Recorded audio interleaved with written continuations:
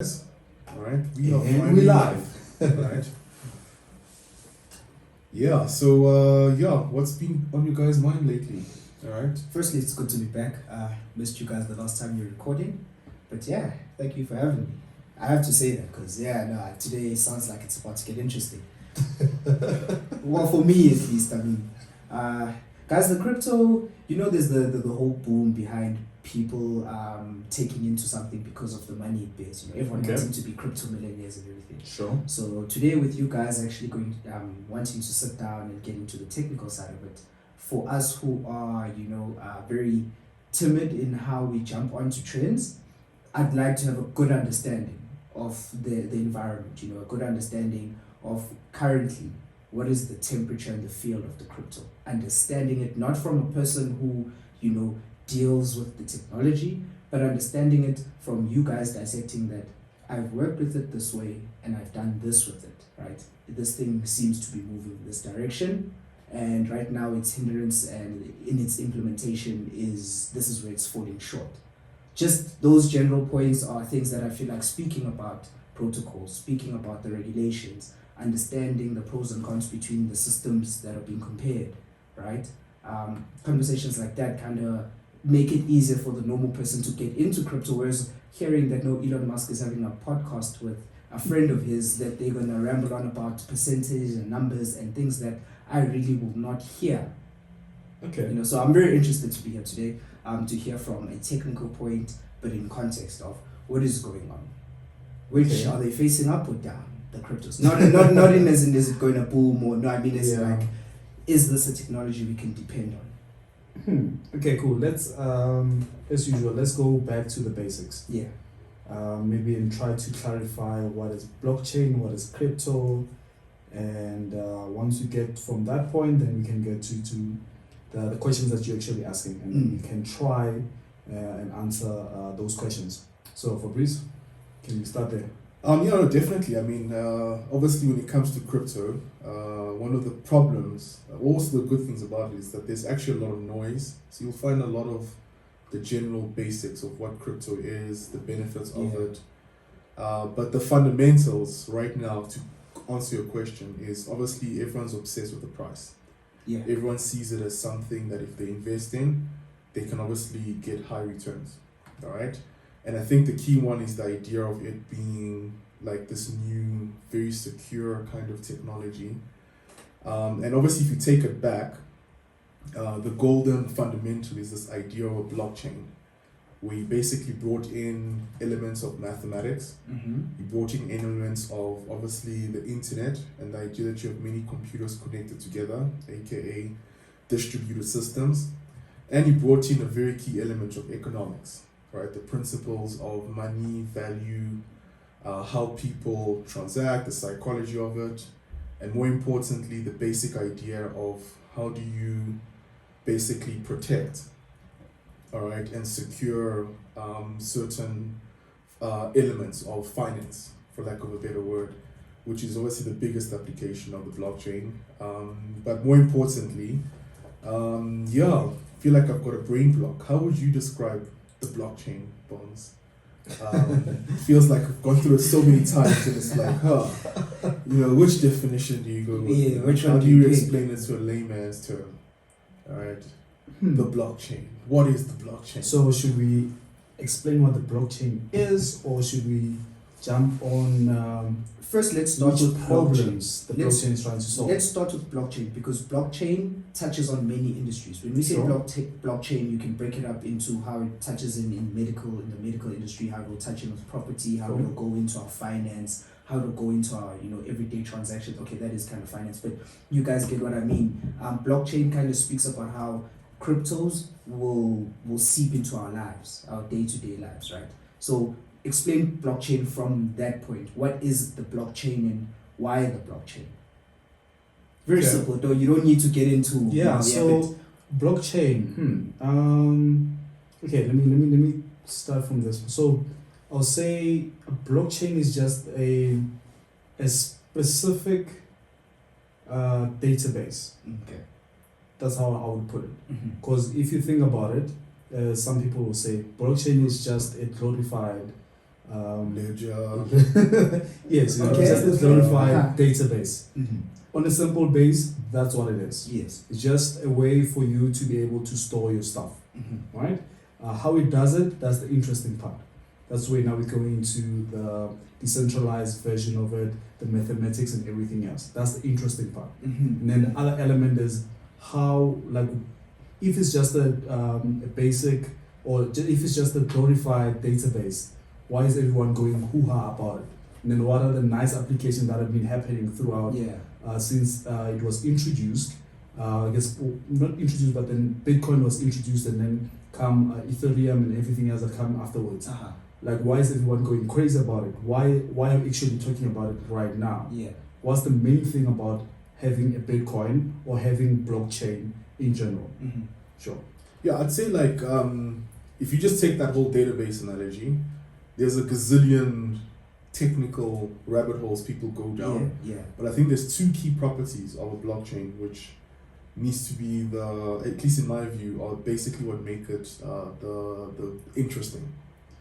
Censorship resistant. All right. So in any situation when you have, let's say, information recorded anyway, whoever owns the information or owns the means of access to the information the platform that can it's recorded on, change it, corrupt it, or in the case of money, a central bank can basically choose to print money whenever they want, aka update some ledger of some value, whichever way they want. So basically you have the problem of like, how do you make sure that this information is obviously not corruptible, for example? It's All safe. right, it's safe, all that stuff.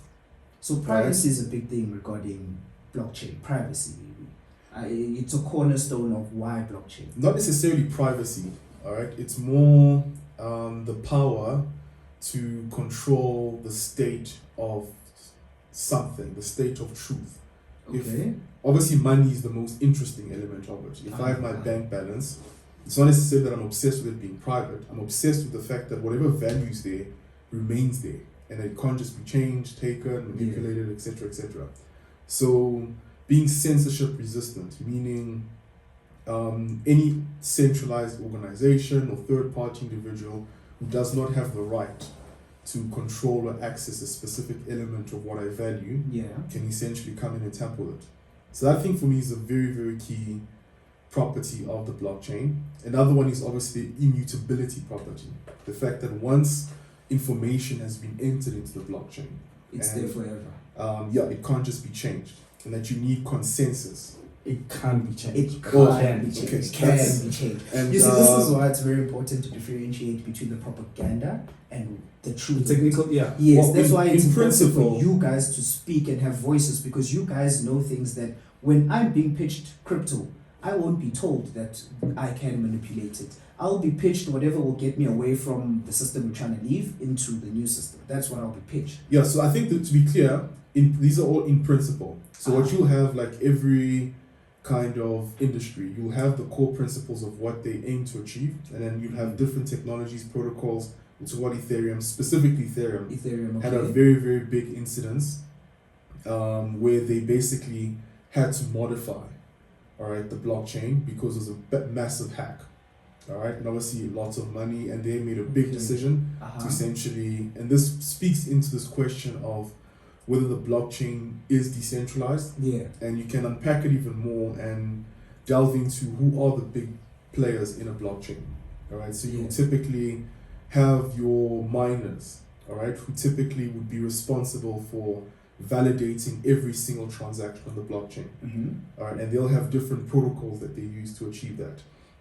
All right, and on top of that, you'll have your developers, all right, who are obviously critical in actually coding the actual blockchain, and more importantly, they obviously have the role of updating the blockchain.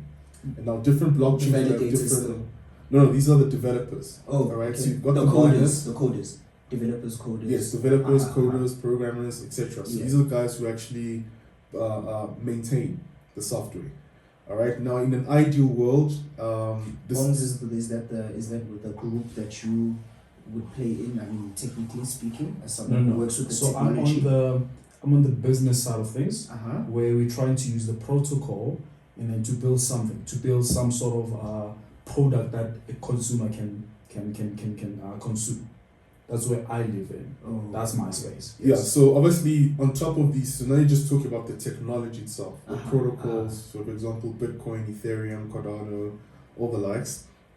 And obviously on top of that, people can build different applications, all right? And different protocols, for example, Bitcoin, though in theory, you can build application on the Bitcoin blockchain, in practice, Ethereum pretty much dominates that spectrum because it was designed specifically to address this problem of allowing people to come with different use cases and build application on the blockchain. So typically, for example, Bonds, who worked in a crypto startup, all right, they typically would use Ethereum to build different kinds of applications which would be built on the blockchain.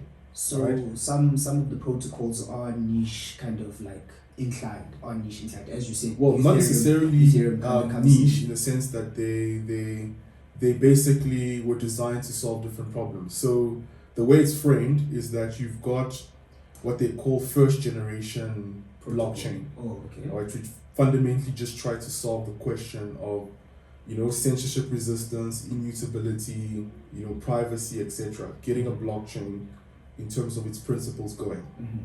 Then second generation, as they put it, looked at this problem of trying to allow different applications to now leverage this technology in different contexts. And now your third generation, which is where Cardano tries to pitch itself and other players, is that they're now trying to solve this problem of scalability, getting more adoption, getting it more integrated into more core applications. So that's the general narrative around blockchains. And so, yeah, and obviously there are different elements will be niche. So, for example, you have Monero, which is focusing very closely on the privacy question, aka how do I transact on the blockchain without obviously being tracked? Yes. This is in contrast to, let's say, Bitcoin, which is pseudonymous, where you typically will have your public kind of, as they call it, public key, which is basically a bunch of numbers which references you and your identity and keeps track of everything you do on the blockchain. Account number, ID number. It's basically like your ID number, basically, on the blockchain. Right. And because the blockchain is obviously open, anyone with an internet connection can connect to the Bitcoin network and basically download a full history of every transaction, which public key, aka ID number, did what, when. But obviously we don't know who you are. All we're seeing is numbers. But now the big risk happens, which is one of the key issues with privacy that our good friend Edward Snowden talked about a few months ago, is that any government now who wants to keep track of its citizens and basically track down anything they've been doing, etc., if they get hold of your public key on the Bitcoin network, they can essentially get to the point where they can see every single transaction you've made on the Bitcoin network. And now obviously today it's maybe not a big issue because not many people are using Bitcoin for, let's say, day-to-day transactions. But let's say 5 years from now, when we all have adopted crypto and we're all living our lives, it can become an issue. Don't you forecast me? But then before we get there, I don't think we spend a lot of time trying to explain what the hell is blockchain and why is it useful. Okay. All right. Yeah. So if we can maybe spend more time on that, right? And then we'll come into other aspects of it, which is why are people using it, and then everything else that Fabrice is trying to jump into, right? Okay. So we did mention, okay, cool. Blockchain is just a glorified database. Fabrice mentioned all the other elements which are meant, in theory, which are meant to cover, be covered by a blockchain. Yeah. Right? So that's where we start. Question is now, does it make sense to you, all those things that we mentioned? So you've what you've now done, right, is you've put in an environment. I now understand that there's an environment of Bitcoin because you've mentioned some players. Okay. By going into protocols as well, you've made me understand how let me put this, how not all of these coins serve the same purpose, which means now we say blockchain, but when we speak about the coins, it means that these are all different technologies that will actually look to different problems in everyday life, right? So this, I'm trying to find a way to encapsulate it, what my understanding of what you guys are saying now with the blockchain. Sure. But you haven't come down to a specific thing of saying, as the ordinary person, Mm-hmm. let's say tomorrow I wake up and Cyril comes on the news and is like, hey guys, listen, we're about that crypto business, right? How does that change my Monday morning? Okay. My Monday morning now, how does it change my Monday morning? I am unemployed in South Africa, but I still buy bread at the spa. I still fill up like a car at the gas station. I still go to, you know, the movies. I still do those entertainment and spend money things. Yeah. But then at some point I'm gonna be employed, which means I'm gonna be getting a salary. How does it impact me then? Is there a point where the blockchain will get to a point where salaries now are being distributed differently? Is it that big? Okay. Will it get that big? No, a good technology. What I believe with a good technology is that, or an implementation of a good technology is that a normal person won't know it even exists. It will make their life easier. That's why now, for us to actually answer that question, for me, I'm a guy who loves fundamentals. Yeah.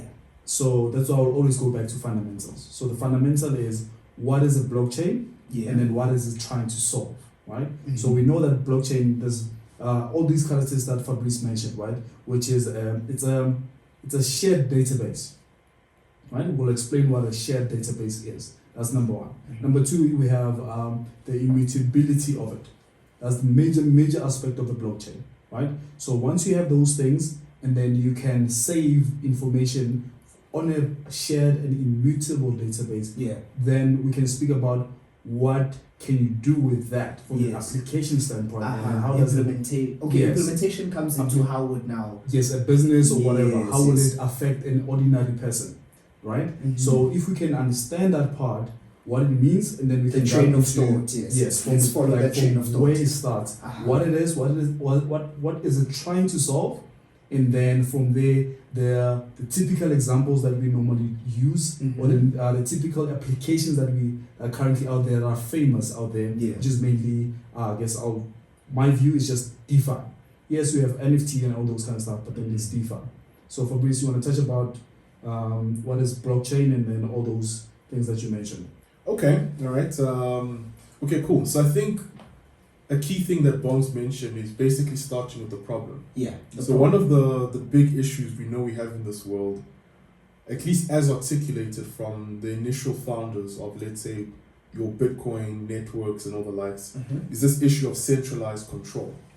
So you've got this problem where you as an ordinary person, you are born and you accept that there's a government and there's a central bank that Yes. will control, for example, the exchange rate, Uh-huh. which will impact the price of bread, it will impact your salary to some degree.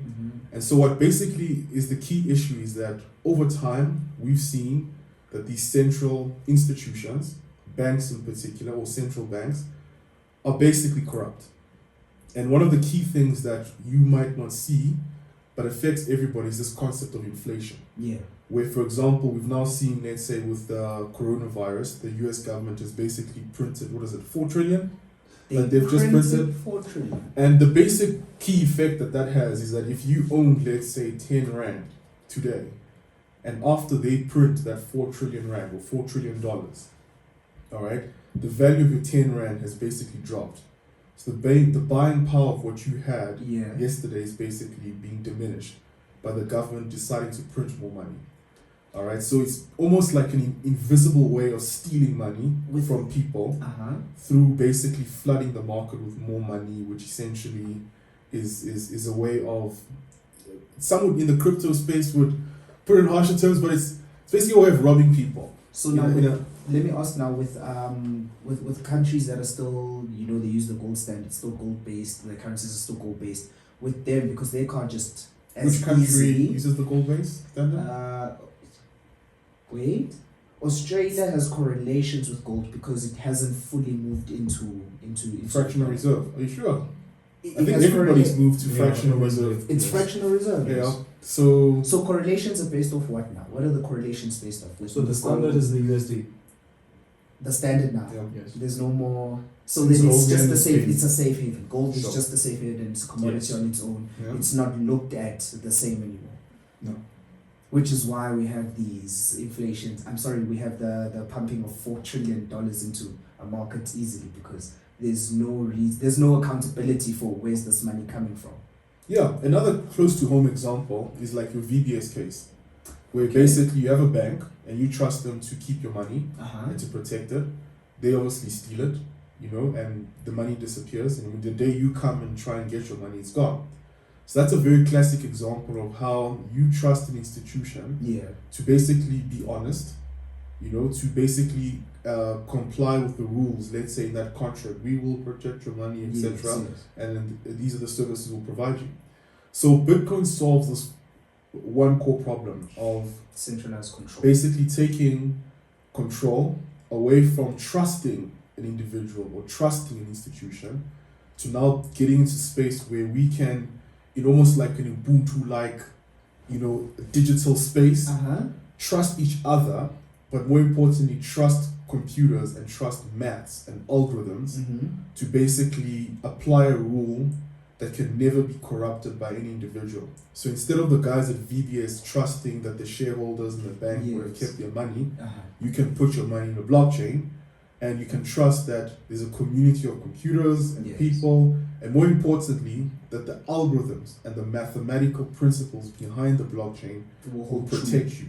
So even if someone wants to be corrupt, they can't take your money. Because it will hold true. It's not based on a specific person. Yes. Exactly. Because normally how things are run, like that's the fundamental thing for me. Yeah. If we try to understand the fundamentals, that's what Fabrice was talking about. Right? Now remember, you guys have come at it from a finance. You used finance, right? Yeah. But you need to still get into. No, we'll jump into what's medical blockchain? Other aspects. What's property blockchain? Yeah. But then once Fabrice, like the major thing he mentioned is that right now there's an entity that you need to trust. Yes. Right? Once you trust that entity, everything else flows around it. Obviously, that entity will talk about, that entity has to probably talk to the government and make sure that they follow the regulation and whatnot. Yes. But then you have an entity that you don't know what's happening on the back end of that entity.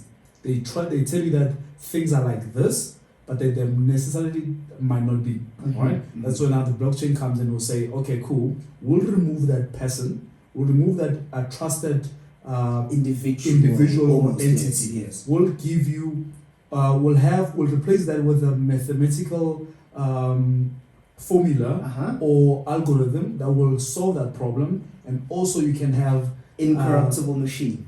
Yeah. So to say, right? You'll have that, and also you'll have the transparency to see actually what's been happening with your data. Yes. Right? Whether we change it a little bit and maybe fix it about, you'll still see everything that happens. So even if regulations, even if like a region has regulations, because at some point it has to be regulated if governments are going to allow for it. They will regulate it. Of course. Some governments heavier than others, right? Of course, sure. So when it comes to the regulation space, it's just to say that those regulations are going to be transparent. You can still see. You'll see everything that happen, which any means transaction that happens in the blockchain, you'll get to see. Yeah, whether you agree with it or not, but it's transparent for you to see. That's the main thing about a blockchain. Yeah, so now what's very important here, and it's a good thing you mentioned regulation. Basically, we all have rules that we agree. Yes. That, okay, in medical space, you don't want any Tom, Dick, and Harry to be able to create a access my pacemaker, file right, that can go in a human heart. You don't want any Tom, Dick, and Harry to just decide to become a bank and scam people. Yes. So one of the key problems with all of these rules is that they still rely on human beings to execute them. And obviously, as we know, human beings are flawed, they're corrupt, etc., and maybe not as efficient or fast. So another key thing that blockchains tried to do was to basically replace human beings with essentially algorithms. So minimize these changeable variables, because human beings, it's not fixed variables. Like, you're not working with fixed variables. So that's what blockchain does by taking out the human element. It's error, corruptibility, and, well, in essence, the fact that it is unfixed, the variable of a human being in the system. Yeah, so let me add an element. Obviously, these things, one thing to note, right? These things have been built by human beings. Like you mentioned, we are flawed. Okay. Heavily we are flawed. But then we try by all means to not make these systems flawed. And now and then they will be flawed. That's why we will dive into some of the issues that we've seen from a human being perspective, because I have to program that blockchain. There will be issues in there. One thing to Like It's the not a blockchain- machine checking a Yes, machine. the blockchain is not 100% perfect because it's been built by a human being, Uh-huh. by a committee of people saying this is what should happen. Yeah. But then you will, if you look at it from a broader perspective, from an organization standpoint, you'll have maybe a committee of 5 people making decisions. Yes. While with blockchain is slightly different, where you'll have, let's say, maybe 20, 30 developers all over the world Mhm. being there trying. You can understand, right? Diversity and all those nice things that you want to put. They come in and try to make a decision of some sort to say, "Oh, this is how we build things." Maybe I'm drawing lines and things that aren't connected, but isn't Sure. that the conversation of the POS versus POW now? To some No. degree, okay, so the POS, or as it's explicitly said, I mean, if you're saying it's people all over the world that are now pulling in a direction, like you're saying it's decentralized, the pool. It's not a committee of people sitting in one spot, but now it's a lot of different people putting into to make this technology work, right? Into pulling it into a certain direction. Yes. But with that happening, that's why I'm asking. Yeah, is so it not there's the slightly- conversation of the. not It's a unrelated. variation, yes, it's because you slightly have unrelated. from a technology standpoint, it depends which technology you're speaking to, right?